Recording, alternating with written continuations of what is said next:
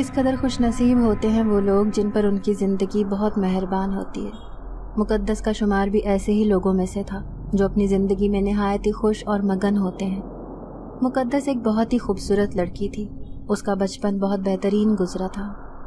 وہ جوانی کی دہلیز پر قدم رکھ چکی تھی جہاں ماں باپ نے اس سے بہت لاڈ پیار سے پالا تھا۔ وہیں اس کی سہیلیاں بھی اس کے ناز نخرے اٹھاتے ہوئے نہ تھکتی۔ وہ 10 لڑکیوں میں گھری ہوئی ہوتی بھی الگ ہی نظر آتی تھی۔ اس کی میٹرک کی تعلیم پوری ہو چکی تھی۔ اچانک اس کے ابو کی دوسرے شہر میں ٹرانسفر لگ گئی۔ اب وہ اپنے پرانے گھر کو چھوڑ کر ایک دوسری جگہ شفٹ ہونے جا رہی تھی۔ یہ اس کے لیے بہت مشکل تھا۔ وہ تھوڑی اداس اور تھوڑی خوش تھی۔ نئی جگہ جانے کی خوشی تھی تو پرانی جگہ چھوڑنے کا دکھ بھی تھا۔ وہ عجیب سی کشمکش کا شکار تھی۔ نئے گھر میں شفٹ ہونے کے بعد اسے کالج میں داخلہ لینا تھا۔ گھر کو سیٹ کرنے کے بعد اب ماحول کافی پرسکون تھا۔ کچھ دن گزر چکے تھے۔ سارا گھر مکمل سامان سے سیٹ ہو چکا تھا۔ پھر ایک دن اس کے ابو نے دفتر سے چھٹی کی اور اس کو کالج لے گئے اور اسے اچھے سے کالج میں داخلہ کروا دیا۔ شروع میں تو وہ بہت زیادہ گھبرا گئی تھی۔ سارا کچھ اس کے لیے بہت نیا تھا۔ نئے لوگوں میں ایڈجسٹ کرنا اس کے لیے کافی حد تک مشکل تھا، مگر آہستہ آہستہ لڑکیوں سے جان پہچان شروع ہو گئی اور بہت ساری لڑکیاں اس کی دوست بن گئی تھیں۔ ایک دن وہ اپنے نئے گھر کی چھت پر گئی۔ چھت پر عجیب طرح کا سناٹا چھایا ہوا ہوتا ہے، جیسے صدیوں سے یہاں کوئی بھی نہ آیا ہو۔ عجیب سی گندگی اور غلاظت کا ڈھیر چھت پر لگا ہوا تھا۔ اس نے سوچا کہ کیوں نہ وہ چھت کی کچھ صفائی کر لے۔ وہ چھت سے کاٹ کباڑ کو اٹھانے لگی اور سائڈ پر پڑے ایک ڈبے میں ڈالتی گئی۔ اس کی امی نے نیچے سے آواز دے کر اسے بلایا، لیکن وہ کام میں اتنا مگن تھی کہ اسے کوئی آواز سنائی ہی نہ دی۔ تقریباً 2-3 گھنٹے کے بعد چھت تھوڑی بہت صاف ہو چکی تھی۔ اس نے سوچا کہ کل دوبارہ آ کر وہ چھت کی پوری صفائی کرے گی۔ تبھی وہ سیڑھیوں سے نیچے چلی گئی۔ اس کی امی اسے سیڑھیوں سے نیچے اترتے ہوئے دیکھتی رہی۔ اس کے نیچے آتے ہی اسے ڈانٹنے لگیں کہ تم مجھ سے پوچھے بنا چھت پر کیوں گئی؟ مالک مکان نے منع کیا تھا کہ کوئی بھی چھت پر بلا وجہ نہ جائے۔ تب اس نے اپنی امی کو کہا کہ امی جان، میں تو چھت کی صفائی کرنے گئی تھی۔ دوسرے دن وہ اپنی امی سے آنکھ بچا کر دوبارہ چھت پر چلی جاتی ہے اور پھر صفائی کرنا شروع کر دیتی ہے۔ پوری چھت خالی ہوتی ہے۔ چھت کے کونے پر ایک چھوٹا سا کمرہ بنا ہوا ہوتا ہے۔ اس کمرے پر تالا لگا ہوا ہوتا ہے۔ اس کا دل چاہتا ہے کہ کمرے کے اندر سے جھانک کر دیکھے کہ اس میں کیا پڑا ہے۔ تبھی وہ کمرے کے دروازے پر جاتی ہے۔ دروازے کی جھریوں سے آنکھ لگا کر دیکھتی ہے۔ کمرے میں گھپ اندھیرا چھایا ہوا ہوتا ہے۔ اسے کمرے میں ایک روشن سایہ سا نظر آتا ہے۔ سائے کی شکل بہت ہی عجیب سی ہوتی ہے۔ اس کی باڈی شیپ بھی نہایت ہی ڈراؤنی سی ہوتی ہے۔ مقدس کے اوپر اچانک بہت خوف طاری ہو جاتا ہے اور اس کا پورا جسم کانپنے لگ جاتا ہے اور وہ بے ہوش ہو کر نیچے گر جاتی ہے۔ دوسری طرف اس کی امی پورے گھر میں اسے ڈھونڈتی ہوئی آوازیں لگا رہی ہے، لیکن وہ اسے کہیں نظر نہیں آتی۔ آخرکار اس کی امی کے دل میں شک پیدا ہو جاتا ہے، ہو نہ ہو وہ ضرور چھت پر گئی ہے۔ جیسے ہی وہ چھت پر جاتی ہیں اسے مقدس نظر آتی ہے، لیکن بے ہوشی کی حالت میں۔ مقدس کی ماں بہت زیادہ پریشان ہو جاتی ہیں۔ جیسے تیسے کر کے اسے نیچے لے کر آتی ہیں اور اسے ہوش میں لانے کی کوشش کرتی ہیں۔ وہ پریشان ہوتی ہیں کہ آخر مقدس چھت پر جا کر کیسے بے ہوش ہو گئی۔ دوسرے دن مقدس کو بہت تیز بخار ہوتا ہے۔ اس کی ماں اس سے پوچھتی ہے کہ آخر اسے ایسا کیا ہوا تھا کہ وہ بے ہوش ہو گئی تھی، لیکن اس کے ذہن میں کچھ نہیں آتا اور وہ ماں کو کچھ نہیں بتاتی ہے۔ دوسرے دن اسے کالج جانا ہوتا ہے۔ مقدس کی ماں اسے منع کرتی ہے، لیکن وہ پھر بھی باز نہیں آتی اور کالج چلی جاتی ہے۔ کالج میں جا کر دوستوں کے ساتھ وہ کل کے واقعے کو بھول جاتی ہے اور کالج میں خوب انجوائمنٹ کرتی ہے۔ اس کے کالج کا فاصلہ گھر سے زیادہ دور نہیں ہوتا، اسی لیے وہ پیدل ہی کالج آتی جاتی ہے۔ اس دن بھی وہ اکیلے ہی جا رہی ہوتی ہے تو اسے محسوس ہوتا ہے جیسے کوئی لڑکا اس کا پیچھا کر رہا ہے۔ وہ جیسے ہی پیچھے مڑ کر دیکھتی ہے تو گلے میں چین پہنے، بالوں کو عجیب و غریب کلر سے ڈائی کیے ہوئے، بدرنگی سی شرٹ پہنے ایک لڑکا کھڑا ہوتا ہے اور اپنی گندی آنکھوں سے اسے گھور رہا ہوتا ہے۔ اس لڑکے کو دیکھ کر مقدس کو بہت گھن آتی ہے، کیونکہ اس کے دیکھنے کا انداز بہت لوفرانہ ہوتا ہے۔ جیسے ہی مقدس اسے پیچھے مڑ کر دیکھتی ہے تو لڑکا بہت ہی چھچھورے انداز میں مسکرانے لگ جاتا ہے۔ مقدس اسے غصے سے دیکھتی ہے، پھر تیز تیز قدموں سے چلتے ہوئے گھر کی طرف روانہ ہو جاتی ہے۔ گھر پہنچ کر اسے شدید غصہ آیا ہوا ہوتا ہے اور سانس بھی بری طرح پھولی ہوئی ہوتی ہے۔ اس کی ماں اس کی حالت دیکھ کر بہت پریشان ہو جاتی ہے۔ وہ اس سے وجہ پوچھتی ہے تو مقدس غصے میں اپنی ماں کو کچھ بھی نہیں بتاتی اور سیدھی کمرے میں چلی جاتی ہے۔ وہ واش روم میں جا کر نہاتی ہے، پھر بال سکھانے کی غرض سے اوپر چھت پر چلی جاتی ہے۔ مقدس کی ماں چونکہ کچن میں ہوتی ہے تو اسے وہ چھت پر جاتی ہوئی نظر نہیں آتی۔ مقدس چھت پر چلی جاتی ہے، وہاں ٹھنڈی ٹھنڈی ہوا چل رہی ہوتی ہے، موسم بھی نہایت دل فریب ہوتا ہے۔ وہ تھوڑی دیر کھڑی ہوتی ہے، پھر اچانک ہی اسے اس دن کا واقعہ یاد آ جاتا ہے۔ جب وہ دروازے سے جھانکتی ہے تو اسے کوئی سایہ دکھائی دیتا ہے۔ یہ سوچ کر اس کے رونگٹے کھڑے ہو جاتے ہیں اور وہ تھوڑا سا گھبرا جاتی ہے۔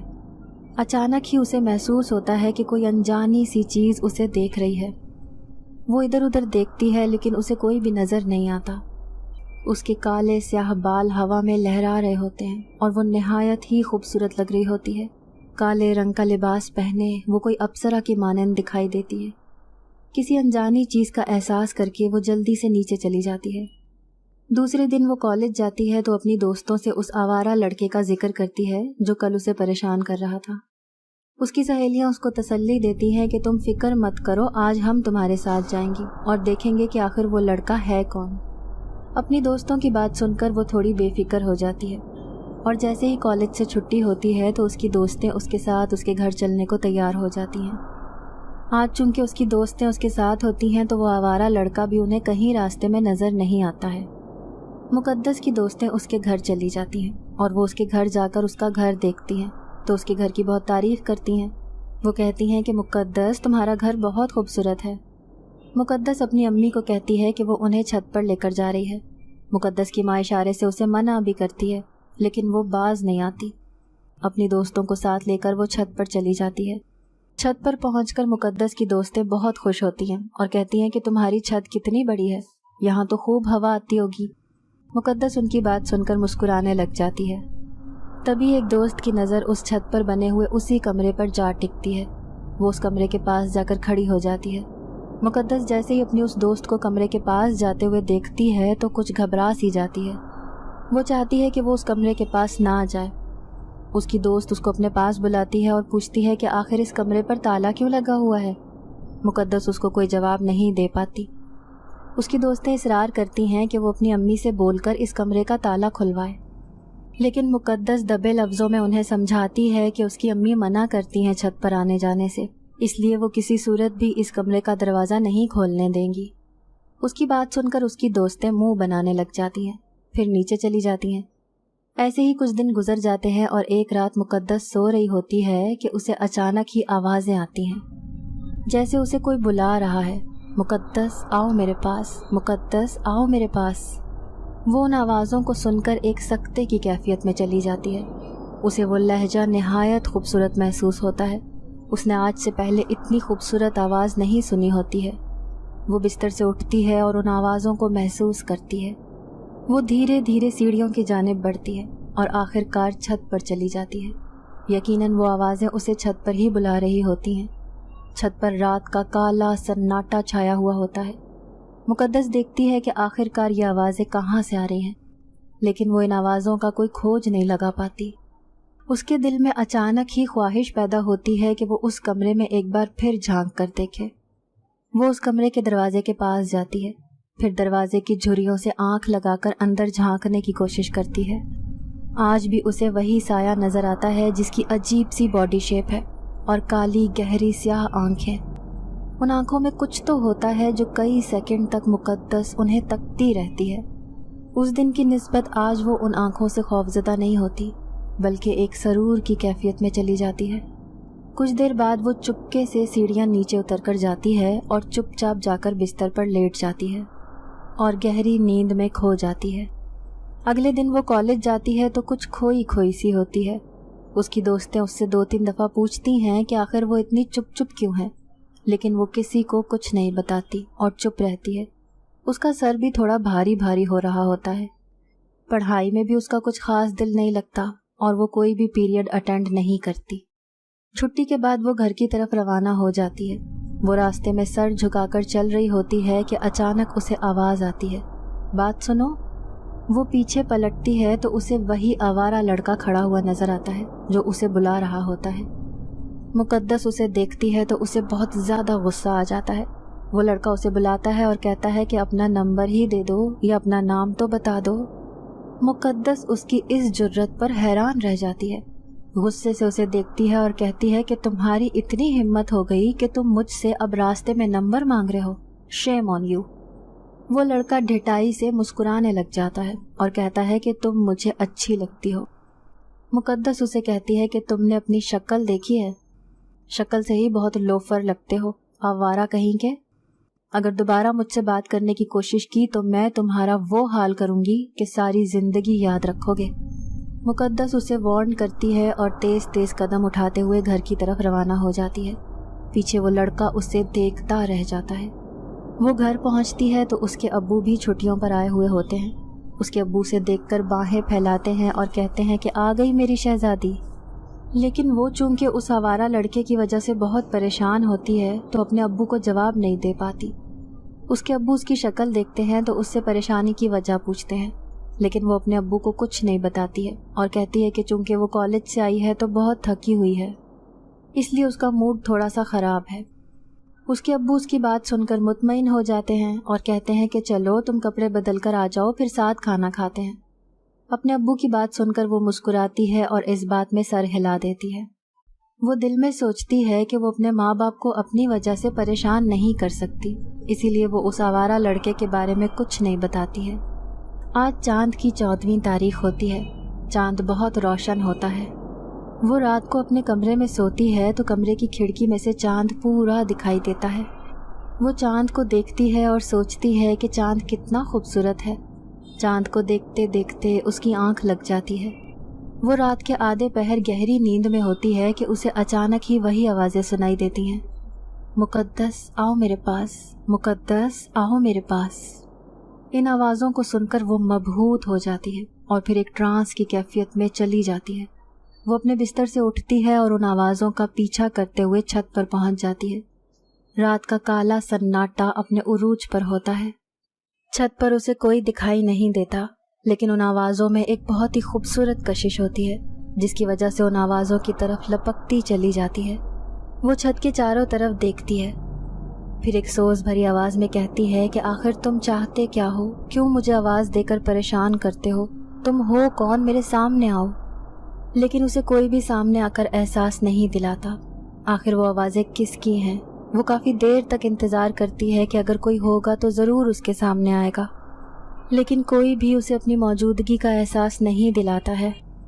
وہ تھک ہار کر واپس نیچے چلی جاتی ہے اور بستر پر جا کر لیٹ جاتی ہے۔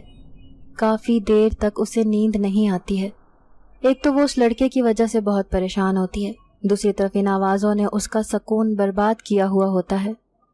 اسے بہت شدت سے رونا آتا ہے، لیکن وہ اپنے آنسو اپنے اندر ہی اتار لیتی ہے۔ پھر آخر کار نیند کو اس پر ترس آ جاتا ہے اور وہ نیند کی آغوش میں چلی جاتی ہے۔ دوسرے دن وہ کالج سے چھٹی کر لیتی ہے۔ اس کے امی ابو دیکھتے ہیں کہ اس کی طبیعت کچھ ٹھیک نہیں لگ رہی۔ وہ پوچھتے ہیں کہ اس کی کیا وجہ ہے کہ وہ بہت پریشان اور بیمار نظر آ رہی ہے، لیکن وہ انہیں ہنس کر ٹال دیتی ہے۔ یوں ہی کرتے کرتے شام ہو جاتی ہے۔ شام کو وہ صوفے پر لیٹی ہوتی ہے تو اس کی امی آتی ہیں اور کہتی ہیں کہ مقدس، میں اور تمہارے ابو کہیں ضروری کام سے جا رہے ہیں، شام تک واپس آ جائیں گے، تم اٹھ کر اچھی طرح سے دروازہ بند کر لو۔ وہ اس بات میں سر ہلاتی ہے اور اپنی امی کے پیچھے پیچھے چل کر دروازہ بند کرنے کے لیے جاتی ہے۔ اس کے امی ابو کو گئے ہوئے تھوڑی ہی دیر ہوئی ہوتی ہے کہ اس کے دروازے پر دستک ہوتی ہے۔ وہ اٹھ کر جاتی ہے اور دروازہ کھولتی ہے۔ دیکھتی ہے کہ ایک چھوٹا بچہ کھڑا ہے۔ وہ بچہ اس سے مخاطب ہوتا ہے اور کہتا ہے کہ باجی آپ جلدی میرے ساتھ آئیں، آپ کے امی ابو کا ایکسیڈنٹ ہو گیا ہے، جو پیچھے روڈ ہے وہاں پر ہوا ہے ایکسیڈنٹ۔ بچے کی بات سن کر مقدس بہت گھبرا جاتی ہے۔ وہ اس بچے کو کہتی ہے کہ تم جھوٹ تو نہیں بول رہے ہو، ابھی تو میرے امی ابو صحیح سلامت یہاں سے گئے تھے۔ بچہ بولتا ہے کہ نہیں باجی، میں جھوٹ نہیں بول رہا، آپ میرے ساتھ آئیں، جلدی کریں۔ جو بھی تھا، مقدس اپنے امی ابو کا سن کر بہت پریشان ہو جاتی ہے اور اس بچے کو کہتی ہے کہ تم بس 2 منٹ رکو، بس میں ابھی آتی ہوں دوپٹہ لے کر۔ وہ جلدی سے گھر کے اندر جاتی ہے اور چپل پہنتی ہے اور دوپٹہ اوڑھ کر اس بچے کے پیچھے چل دیتی ہے۔ بچے کے پیچھے چلتے ہوئے اسے کافی دیر ہو جاتی ہے۔ بچہ اسے اس روڈ پر لے جاتا ہے جہاں پر سناٹا ہوتا ہے، سیدھی سڑک جہاں پر کسی ذی نفس کا کوئی نام و نشان بھی نظر نہیں آ رہا ہوتا۔ وہ بچے سے پوچھتی ہے کہ تم مجھے کہاں لے کر جا رہے ہو اور میرے امی ابو تو کہیں نظر نہیں آ رہے۔ بچہ اسے دیکھ کر عجیب انداز میں ہنستا ہے اور بھاگ جاتا ہے۔ وہ حیران و پریشان کھڑی رہ جاتی ہے۔ تبھی اس کو اپنے پیچھے بہت ہی ڈراؤنی ہنسی کی آواز آتی ہے، جیسے کوئی بڑا عجیب انداز میں ہنس رہا ہو۔ وہ پلٹ کر دیکھتی ہے تو وہی آوارہ لڑکا اسے اپنے پیچھے کھڑا دکھائی دیتا ہے، جو اسے بڑے ہی عجیب و غریب غلط نظروں سے دیکھ رہا ہوتا ہے۔ وہ سمجھ جاتی ہے کہ ضرور اس لڑکے نے سازش کر کے اسے یہاں پر بچے کے ہاتھ بہانے سے بلوایا ہے۔ وہ آوارہ لڑکا اسے کہتا ہے کہ اس دن تو تم بڑا ہی ایٹیٹیوڈ دکھا رہی تھی، لیکن دیکھو آج میں نے تمہیں اپنے پاس بلا لیا، اور آج تم بھاگ کر کہاں جاؤ گی؟ میری کافی دن سے تم پر نظر تھی، ایک تو تم بھی بہت خوبصورت ہو، کم بخت نظریں تم سے ہٹنے کا نام ہی نہیں لیتی ہیں، اور میں تمہیں کافی پسند بھی کرتا ہوں۔ اگر تم نہ مانی تو میں تمہارے ساتھ زبردستی بھی کر سکتا ہوں، اسی لیے شرافت سے میری بات مان جاؤ۔ مقدس کو اس کی بات سن کر بہت غصہ آتا ہے۔ وہ چلا کر کہتی ہے کہ تمہارے گندے ارادے کبھی کامیاب نہیں ہوں گے، کیونکہ میں تمہاری شکل پر تھوکنا بھی پسند نہیں کرتی۔ تم ایک ذلیل اور گھٹیا انسان ہو جو صرف شریف لڑکیوں کے پیچھے پاگل کتے کی طرح پڑ جاتے ہیں۔ مقدس کی بات سن کر وہ لڑکا غصے سے پاگل ہو جاتا ہے اور کہتا ہے کہ تم نے مجھے گالی دی ہے، اب دیکھنا میں تمہارے ساتھ کیا کرتا ہوں، تمہیں اس بات کی ضرور سزا ملے گی۔ یہ کہہ کر وہ مقدس کے نزدیک جاتا ہے اور اسے بازو سے پکڑ کر اپنی جانب کھینچتا ہے۔ مقدس اس سے اپنا بازو چھڑوانے کی کوشش کرتی ہے، بالآخر وہ اس کے بازو پر کاٹ لیتی ہے۔ وہ اس شدت سے کاٹتی ہے کہ درد سے بلبلا کر وہ لڑکا اس کا بازو چھوڑ دیتا ہے۔ مقدس آگے آگے بھاگتی ہے اور وہ لڑکا اس کے پیچھے پیچھے بھاگ رہا ہوتا ہے۔ بھاگتے بھاگتے اس کے پاؤں زخمی ہو جاتے ہیں، لیکن وہ بھاگنا نہیں روکتی۔ لڑکا بھی اسی سپیڈ سے اس کے پیچھے بھاگ رہا ہوتا ہے۔ سنسان سڑک پر کوئی بھی اس کی مدد کرنے والا نہیں ہوتا ہے۔ بھاگتے بھاگتے جب وہ تھک جاتی ہے تو اسے ایک بہت ہی گھنا سا پیڑ نظر آتا ہے جس کی شاخیں زمین کو چھو رہی ہوتی ہیں۔ وہ پیڑ بہت ہی پرانا سا لگ رہا ہوتا ہے، لیکن کافی ہرا بھرا بھی ہوتا ہے۔ مقدس پیڑ کے نیچے جا کر چھپ جاتی ہے۔ اس کی سانس بہت پھولی ہوئی ہوتی ہے۔ عزت بچانے کی خاطر آخر کار وہ اس پیڑ کے نیچے آ جاتی ہے جس پر کافی سالوں سے جنات کا قبضہ ہوتا ہے۔ وہ اس لڑکے سے چھپ کر کھڑی ہوتی ہے کہ اتنے میں سفید لباس میں ملبوس ایک شخص اس کی جانب آتا ہے اور کہتا ہے کہ تمہیں ہمارے راجا صاحب بلا رہے ہیں۔ وہ حیران رہ جاتی ہے کہ اتنے گھنے درخت کے نیچے چھپے ہونے کے باوجود اس آدمی کو وہ کیسے نظر آئی۔ وہ ڈرتے ڈرتے اس آدمی کے پیچھے چل پڑتی ہے اور ادھر ادھر دیکھتی ہے تو اسے وہ آوارہ لڑکا کہیں بھی نظر نہیں آتا۔ وہ سفید لباس والے آدمی کے پیچھے چلتی رہتی ہے۔ وہ آدمی اسے اپنے ساتھ لیے ایک پراسرار مکان میں داخل ہو جاتا ہے۔ وہ مکان بہت ہی عجیب و غریب سا ہوتا ہے۔ اس مکان کا نقشہ بھی سمجھ سے باہر ہوتا ہے۔ اس مکان میں جگہ جگہ دیے روشن ہوتے ہیں۔ کافی خوفناک سا ماحول ہوتا ہے۔ صرف دیوں کی روشنی ہی سے وہ مکان روشن ہوتا ہے۔ وہ سفید لباس والا آدمی اسے لیے ایک کمرے میں داخل ہو جاتا ہے۔ اس کمرے میں ایک بہت ہی لمبا قد اور سفید لباس والا آدمی بیٹھا ہوتا ہے اور اسے دیکھ کر کہتا ہے کہ خوش آمدید، بہت خوشی ہوئی تمہیں یہاں دیکھ کر، کیونکہ ہم تمہارا بہت سالوں سے انتظار کر رہے تھے۔ آخر کار تم ہم تک پہنچ ہی گئی، ہمیں یقین تھا کہ تم ایک دن ہمارے پاس ضرور آؤ گی۔ مقدس کو ان کی باتیں سن کر بہت ڈر لگ رہا ہوتا ہے۔ اس کو سمجھ میں نہیں آتا کہ یہ سب اس کے ساتھ کیا ہو رہا ہے۔ وہ ڈرتے ڈرتے اس راجا صاحب کی طرف دیکھتی ہے۔ راجا اسے مسکرا کر دیکھتا ہے اور کہتا ہے کہ گھبراؤ مت، ہم تمہیں کوئی نقصان نہیں پہنچائیں گے، بلکہ تمہاری حفاظت کرنا تو ہمارا کام ہے، کیونکہ اگر تمہیں کچھ ہو گیا تو ہمارے بیٹے کی جان کو خطرہ ہے۔ اگر تم جاننا چاہتی ہو کہ جو لڑکا تمہیں تنگ کر رہا تھا تو اس کا انجام کیا ہوا، تو ہم ابھی تمہیں دکھا دیتے ہیں، یہ دیکھو اس کا انجام۔ وہ ایک دیوار کی طرف اشارہ کرتا ہے۔ اشارہ کرتے ہی دیوار پر ایک اسکرین سی چلتی ہے جس میں وہ آوارہ لڑکا ہسپتال کے بیڈ پر پڑا ہوا ہوتا ہے اور اس کے پورے جسم پر پٹیاں ہی پٹیاں بندھی ہوتی ہیں۔ مقدس اسے دیکھ کر حیران رہ جاتی ہے کہ ابھی تو یہ مجھے تنگ کر رہا تھا اور ابھی ہسپتال میں پڑا ہوا ہے۔ راجا اسے بتاتا ہے کہ وہ اس کو تنگ کر رہا تھا تو ہم نے اس کا اسی وجہ سے یہ حال کیا ہے۔ جو بھی تھا، مقدس راجا صاحب کا شکریہ بھی ادا کرنا چاہتی تھی، کیونکہ وہ جان گئی تھی کہ ان لوگوں کی وجہ سے ہی آج وہ اس آوارہ لڑکے سے اپنی عزت اور جان دونوں بچا سکی ہے۔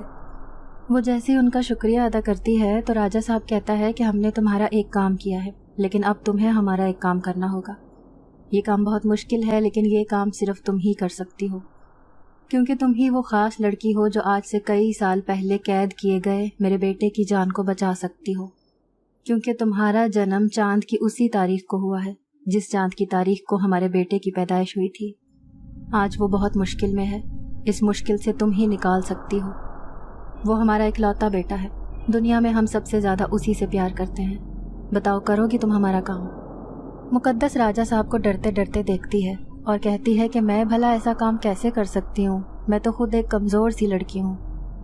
راجہ صاحب اس کی بات سن کر ہنستا ہے اور کہتا ہے کہ تم اپنے آپ کو کمزور سمجھتی ہو، لیکن تم ہمارے لیے بہت خاص ہو۔ مقدس راجہ صاحب سے پوچھتی ہے کہ کیا وجہ تھی کہ آپ کے بیٹے کو قید کر لیا گیا، کیا میں وہ وجہ جان سکتی ہوں؟ راجہ صاحب اس بات میں سر ہلاتا ہے اور کہتا ہے کہ اس کے پیچھے ایک لمبی کہانی ہے، کیا وہ کہانی سننا چاہو گی؟ مقدس کہتی ہے کہ ہاں، میں وہ کہانی ضرور سننا چاہوں گی۔ راجہ صاحب کہتا ہے کہ سنو لڑکی، وہ کہانی یہ ہے کہ کئی سال پہلے کی بات ہے، جہاں پر تمہارا گھر ہے اس گھر کی جگہ ایک بہت ہی خوبصورت گھر بنا ہوا تھا۔ اس گھر کے بیچوں بیچ برگد کا ایک بہت بڑا درخت تھا، وہ درخت نہایت ہی خوبصورت تھا۔ اس درخت پر میں اور میرا خاندان شاندار زندگی گزار رہے تھے۔ میں اپنی بیوی کے ساتھ بہت خوش رہتا اور میری بیوی بھی میرے ساتھ بہت خوش تھی۔ میری بیوی ایک بیٹے کو جنم دینے والی تھی اور میں بھی اس بچے کا شدت سے انتظار کر رہا تھا۔ اچانک ہی ہماری زندگی میں ہلچل ہوئی۔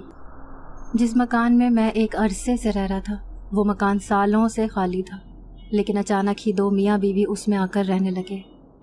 گھر میں شور شرابہ ہونے لگا۔ میں اور میری بیوی جو عرصے سے پرسکون زندگی گزار رہے تھے، ان میاں بیوی کی وجہ سے بہت بدسکون ہو گئے۔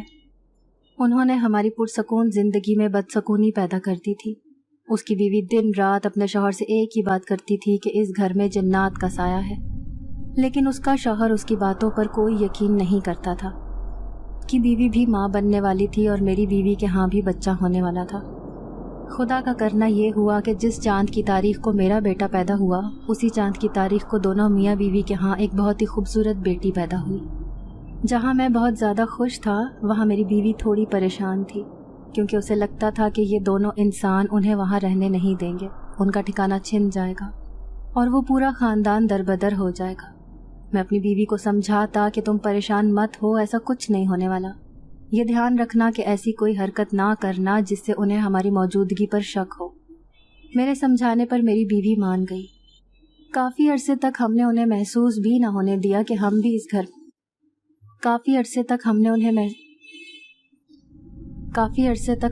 محسوس بھی نہ ہونے دیا کہ ہم بھی ان کے گھر میں رہائش پذیر ہیں۔ جیسے جیسے میرا بیٹا بڑا ہوتا جا رہا تھا، میں نوٹ کرنے لگا کہ میرا بیٹا بہت زیادہ شرارتی ہے۔ میں پریشان بھی ہو گیا کہ کہیں وہ کوئی ایسی شرارت نہ کرتے جس سے انسانوں کو شک ہونے لگے۔ ہمارا بسیرا ابھی اسی گھر میں ہے۔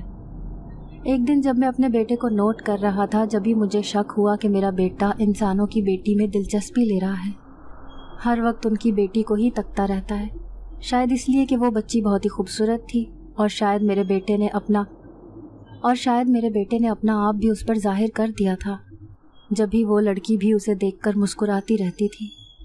دونوں ہی ساتھ ساتھ بڑے ہو رہے تھے۔ میں اپنے بیٹے کے لیے بہت فکر مند رہنے لگ گیا تھا، کیونکہ میرا بیٹا اس لڑکی پر پوری طرح سے عاشق ہو چکا تھا۔ میرے لاکھ سمجھانے کے باوجود بھی وہ اس لڑکی کا پیچھا چھوڑنے کو تیار نہ تھا۔ لڑکی کی ماں کو بھی اب اپنی بیٹی کی عجیب و غریب حرکات پر شک ہونے لگا تھا، اور وہ اسے لے کر مولویوں کے پاس بھی چکر لگا رہی تھی۔ شاید مولویوں نے بھی اسے بتا دیا تھا کہ اس کی بیٹی پر جنات کا اثر ہے، کیونکہ میرے بیٹے نے پوری طرح سے اسے اپنے وش میں کیا ہوا تھا۔ اس لڑکی کی ماں شوہر کے پیچھے پڑی ہوئی تھی کہ اس درخت کو کٹوا دے تاکہ ہماری بیٹی کی جان بچ جائے، لیکن اس کا شوہر ماننے کو تیار نہ تھا کہ ان کی بیٹی پر کسی جنات کا اثر ہے۔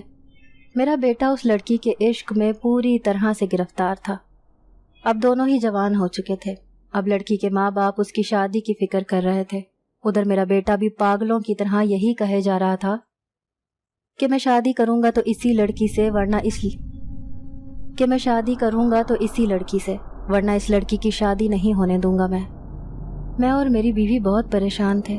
میرے بیٹے کا جب دل چاہتا اس لڑکی کے اندر چلا جاتا اور اس سے عجیب و غریب حرکتیں کرواتا کہ وہ کہ وہ اس لڑکی کو کسی بھی قیمت پر چھوڑنے کو تیار نہ تھا۔ وہ نہیں چاہتا تھا کہ کوئی انسان اس لڑکی سے شادی کرے۔ اب ماں کے ساتھ ساتھ باپ کو بھی پوری طرح شک ہو گیا کہ اس لڑکی کے اندر ضرور جنات کا سایہ ہے، اور وہ طرح طرح کے عاملوں کے پاس اس لڑکی کو لے کر جانے لگے۔ عامل جو بھی اس لڑکی پر عمل کرتے، اس عمل کا میرے بیٹے پر بھی اثر ہوتا، اور وہ کبھی بیمار ہو جاتا اور کبھی پاگلوں کی طرح حرکتیں کرتا۔ لڑکی کے ماں باپ سوچ رہے تھے کہ کوئی ایسا حل نکالیں کہ ہمیشہ کے لیے ہماری بیٹی کی جان اس جنات سے چھوٹ جائے۔ میں اور میری بیوی بھی پریشان رہنے لگے۔ ہم بھی اس گھر کو چھوڑ کر جانے کی سوچنے لگے تھے، لیکن اپنے بیٹے کی وجہ سے مجبور تھے، کیونکہ وہ کسی قیمت پر بھی لڑکی کو چھوڑنے پر تیار نہیں تھا۔ ہم اپنے بیٹے کو نہیں چھوڑ سکتے تھے اور وہ اس لڑکی کو۔ آخر وہ دن بھی آن پہنچا جس دن سے میں اور میری بیوی ڈر رہے تھے، کیونکہ اس لڑکی کے ماں باپ ایک بہت بڑے جانے مانے عامل کو اپنے ساتھ لے کر آ گئے۔ وہ عامل بہت ہی پہنچا ہوا تھا۔ میں نے اپنے بیٹے کو مجبور کیا کہ وہ ہمارے ساتھ چلے، لیکن میرا بیٹا نہ مانا اور ضد کرنے لگا کہ وہ اس لڑکی کو چھوڑ کر کہیں نہیں جائے گا۔ عامل بھی اپنا عمل شروع کر چکا تھا، اسے یقیناً ہم نظر آنا شروع ہو گئے تھے۔ میرے اور میری بیوی کے لاکھ سمجھانے کے باوجود بھی میرا بیٹا نہ مانا، وہ اپنی جگہ اور اس لڑکی کو چھوڑنے پر تیار نہ تھا۔ عامل اپنا عمل شروع کر چکا تھا۔ جیسے جیسے وہ عمل کر رہا تھا، ہم تینوں کی حالت بہت خراب ہو رہی تھی۔ میں اب بھی اپنے بیٹے کو سمجھا رہا تھا کہ چلو یہاں سے چلتے ہیں، لیکن میرا بیٹا ماننے کو اب بھی تیار نہ تھا۔ آخر عامل نے چلا کاٹنا شروع کر دیا۔ مجھ سے اب اپنی بیوی کی بھی خراب حالت دیکھی نہیں جا رہی تھی۔ میں سوچنے پر مجبور تھا کہ اگر کوئی نقصان ہو گیا تو میری بیوی بھی بیچاری بے موت ماری جائے گی۔ یوں دل پر پتھر رکھ اپنی بیوی کو ساتھ لے کر میں نے وہ جگہ چھوڑ دی، لیکن اس عامل نے ایسا عمل کیا کہ میرے بیٹے کو وہیں ایک کونے پر ہمیشہ ہمیشہ کے لیے قید کر دیا، اور آج تک وہ وہیں پر قید ہے، کیونکہ عامل نے کہا تھا کہ جب تک اس جن کی ہم پیدائش پیدا نہیں ہوگی تب تک یہ یہیں قید رہے گا۔ یوں میں سالوں سے تمہارا انتظار کر رہا تھا کہ آخر کب تم آؤ گی، میرے بیٹے کو اس قید سے رہائی دلاؤ گی۔ وہ صدیوں سے جیل کاٹ رہا ہے۔ میں تم سے جاننا چاہتا ہوں کہ کیا تم یہ کام کرو گی؟ اگر تم خوشی سے کرتی ہو تو مجھے بہت خوشی ہوگی، لیکن اگر تم راضی نہیں ہوتی ہو تو بھی تم نے یہ کام کرنا ہے۔ ہم ہر قیمت پر تم سے یہ کام کروا کر رہیں گے، کیونکہ تمہاری وہی پیدائش ہے جو میرے بیٹے کی پیدائش ہے۔ مقدس ان کی باتیں سن کر دل ہی دل میں بہت گھبرا جاتی ہے۔ وہ بہت پریشان ہوتی ہے کہ ان کا یہ کام کیسے ہوگا۔ وہ راجہ صاحب سے پوچھتی ہے کہ آخر میں آپ کا یہ کام کیسے کروں گی؟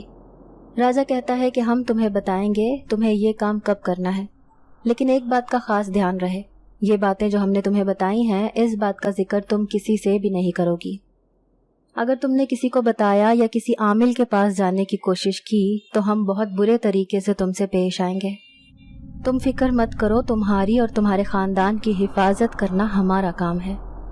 تمہیں یہ کام ایسا کرنا ہوگا کہ اس چاند کی 14ویں شب کو تم نے الٹا چلا کاٹنا ہے۔ الٹا چلا کاٹتے وقت تم نے سورہ جن کو 7 دفعہ پڑھنا ہے۔ جیسے ہی تم یہ چلا پورا کرو گی، ہمارا بیٹا بھی اسی وقت اس کی قید سے آزاد ہو جائے گا۔ بدلے میں تم جو چیز چاہو گی ہم تمہیں دیں گے۔ مقدس ان کی باتیں سن کر کافی پریشان ہوتی ہے۔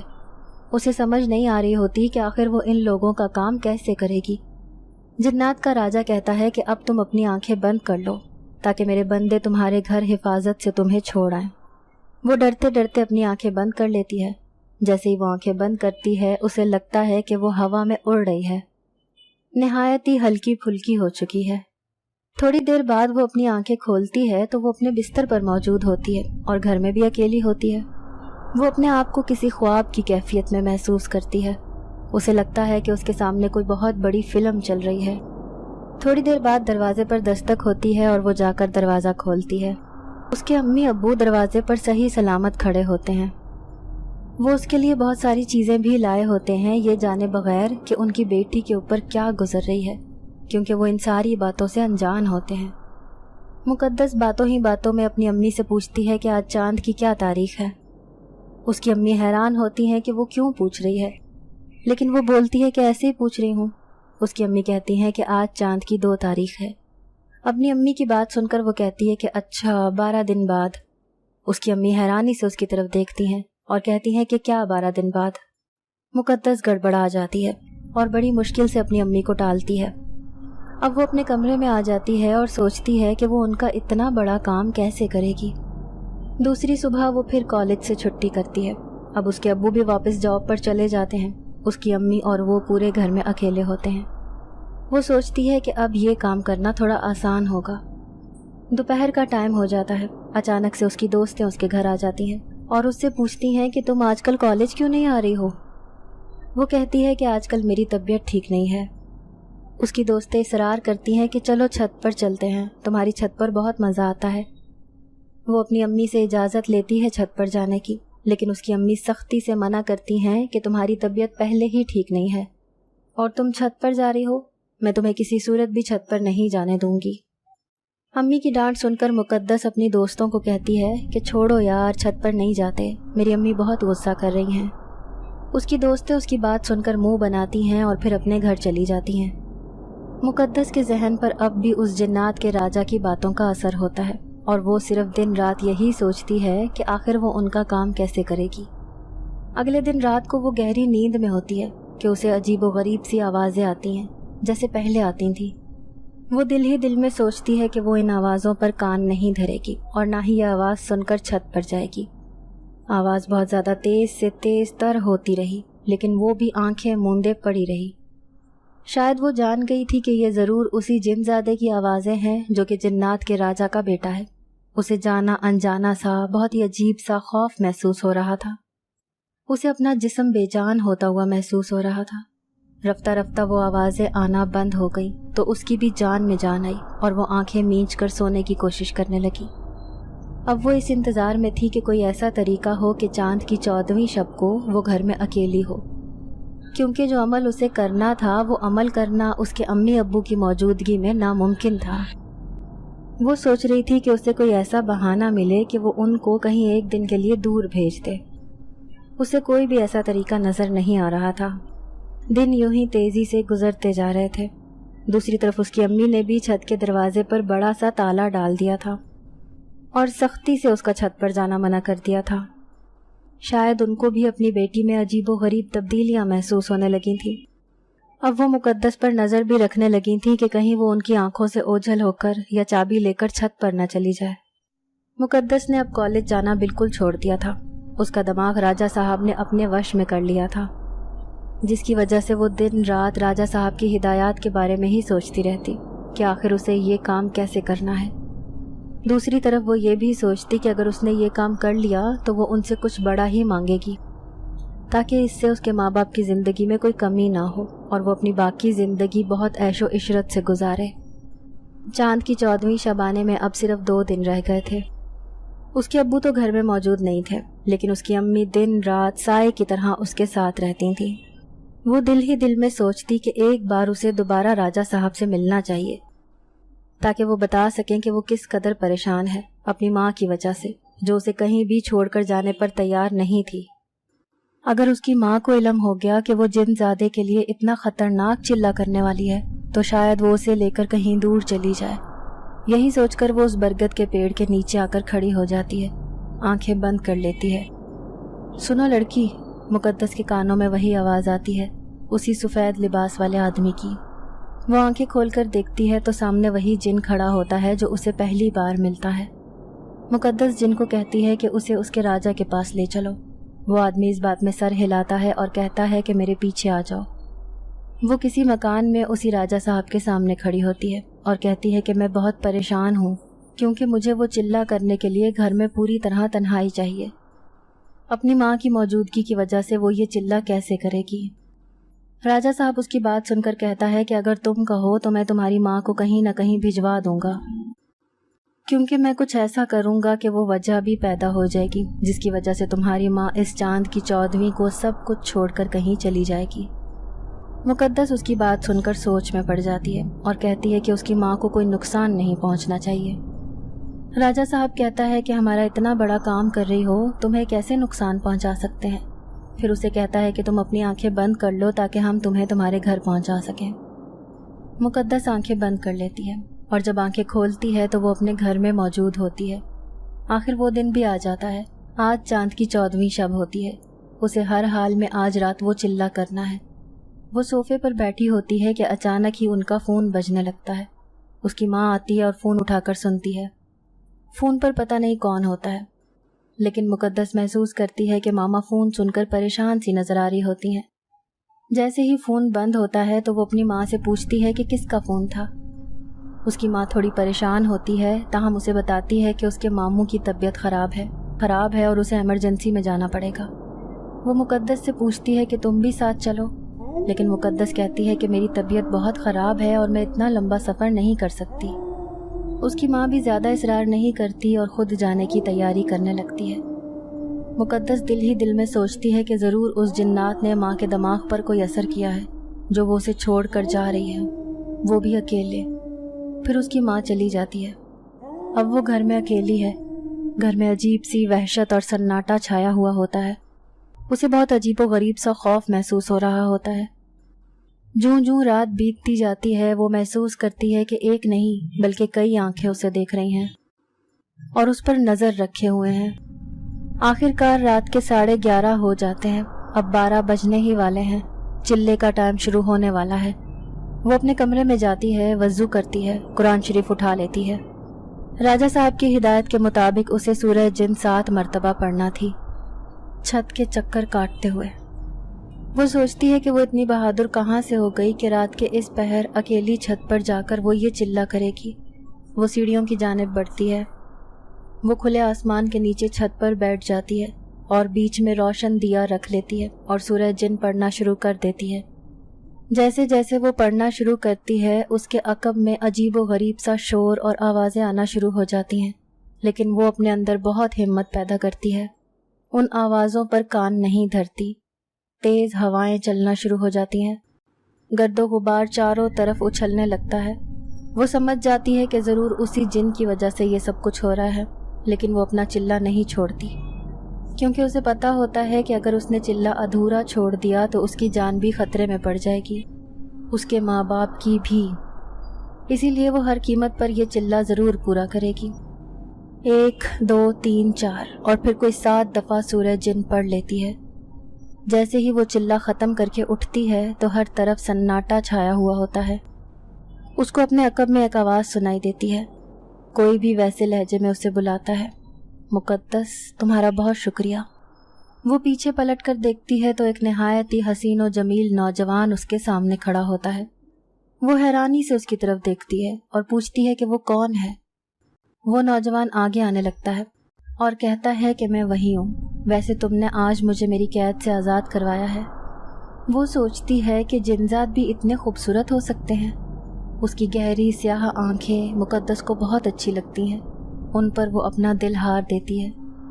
جنزاد اسے دیکھتا ہے اور کہتا ہے کہ آپ نے مجھ پر بہت بڑا احسان کیا ہے، مجھے رہائی دی ہے، اب میں آزاد ہوں۔ کاش تم بہت سال پہلے دنیا میں آ گئی ہوتی تو کب سے آزاد ہو جاتا۔ مقدس کچھ نہیں کہتی، بس اسے دیکھتی رہتی ہے، کیونکہ وہ نوجوان اسے بہت پیارا لگتا ہے۔ تب بھی وہ کہتا ہے کہ اچھا میں جا رہا ہوں، یہ کہہ کر وہ دوبارہ غائب ہو جاتا ہے۔ تبھی وہ ہوش میں آ جاتی ہے اور جلدی جلدی سے وہ ساری چیزیں ہٹا دیتی ہے کہ کہیں اس کی ماں کو اس پر کوئی شک نہ ہو۔ پھر وہ نیچے آ جاتی ہے اور کمرے کا دروازہ بند کر کے پھر سو جاتی ہے۔